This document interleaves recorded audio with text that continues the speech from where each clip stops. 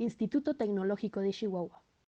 El equipo 3 está conformado por Sahara Rodríguez, Cintia Heribes, Francisco García, Andrea Pérez y Melissa Ochoa, y se complace en presentar para la materia de mecanismos de transferencia el tema de número Stanton. Primero, debemos de conocer qué es un número adimensional. Este es un número que no tiene unidades físicas que lo definan y por lo tanto es un número puro. Los números adimensionales se definen como productos o cocientes de cantidades que sí tienen unidades, de tal forma que éstas se van a simplificar. Dependiendo de su valor, estos números tienen un significado físico que caracteriza unas determinadas propiedades para algunos sistemas. Los números adimensionales juegan un papel importante dentro de las diversas áreas de la ciencia. Un claro ejemplo es su utilización en los procesos de transmisión de calor por convección, conducción y radiación, así como en procesos de mecánica de fluidos. Su utilidad también radica en definir el comportamiento de diversos fenómenos, tales como la compresibilidad de los gases y su tendencia a la idealidad. En la actualidad, las cantidades adimensionales han permitido un avance en la investigación y en la solución de incógnitas y paradigmas de la ciencia, ya que han optimizado los cálculos en los diversos procesos. Es un número adimensional que mide la relación entre el calor transferido a un fluido y su capacidad calorífica. Se utiliza para caracterizar la transferencia de calor en fluidos de convección forzada. El número Stanton lleva el nombre del ingeniero Thomas Stanton, que vivió de 1865 a 1931.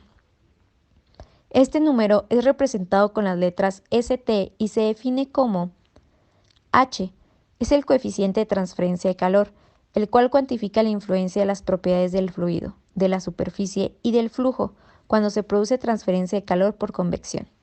Rho es la densidad del fluido, la cual es una magnitud escalar referida a la cantidad de masa en un determinado volumen de una sustancia o un objeto sólido. C es la capacidad calorífica del fluido a presión constante, siendo así el cociente entre la cantidad de energía calorífica transferida a un cuerpo o sistema en un proceso cualquiera y el cambio de temperatura que experimenta.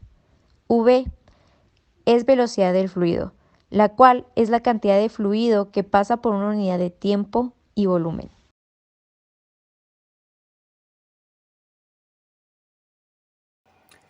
De igual forma podemos hacer el siguiente análisis. Consideramos una longitud L de un tubo de decímetro D por el que circula un fluido con velocidad media U. Supongamos que el fluido cede o recibe calor de la pared. Si la temperatura de la pared del tubo es Tp y la temperatura media del volumen del fluido que contiene la longitud L del tubo es Tm, la cantidad de calor que sale de la pared en unidad de tiempo es...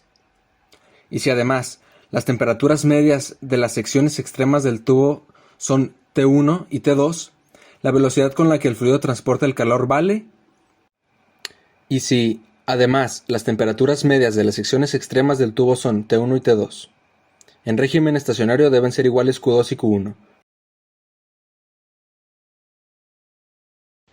En resumen, se puede interpretar el número de Stanton como el que resulta de comparar el cambio de temperatura del fluido con el salto de temperatura entre la pared y el fluido, o como la relación entre efecto del proceso de transmisión de calor y su causa, así como también un coeficiente dimensional de transmisión del calor. Dentro de los usos, la importancia y la aplicación del número Stanton, tenemos como primer ejemplo la transferencia de calor por convección forzada. Primero debemos conocer qué es la convección. Este es un mecanismo de transferencia de calor a través de un fluido con un movimiento masivo de este. Se clasifica en natural y forzada. Por su parte, en la convección forzada se obliga al fluido a fluir mediante medios externos como un ventilador o una bomba, a diferencia de la convección natural, en el cual el movimiento del fluido es debido a causas naturales como el efecto de flotación. El flujo de un fluido se clasifica como interno o externo dependiendo de si se fuerza al fluido a fluir por un canal confinado o por una superficie abierta. La transferencia de calor por convección depende de las propiedades del fluido.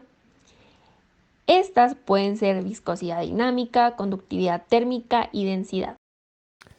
También juega un papel importante en transmisión de calor en una placa plana con flujo forzado longitudinal, transmisión de calor en una capa límite turbulenta, transporte de masa, capa límite laminar y turbulenta, flujos paralelos cercanos y en la capa límite de momento y térmica.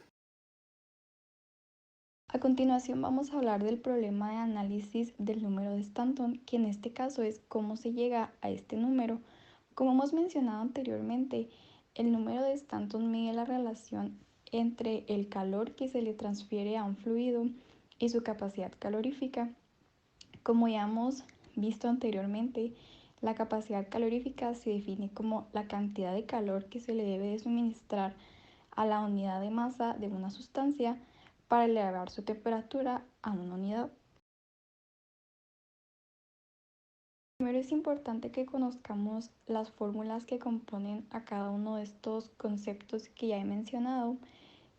Vamos a empezar primero con la fórmula de transferencia de calor, en donde Q es el calor que se le transfiere por unidad de tiempo, H es el coeficiente global de transferencia de calor, que es un coeficiente ya establecido, A es el área de transferencia de calor y delta T es la diferencia que existe entre las temperaturas de los fluidos.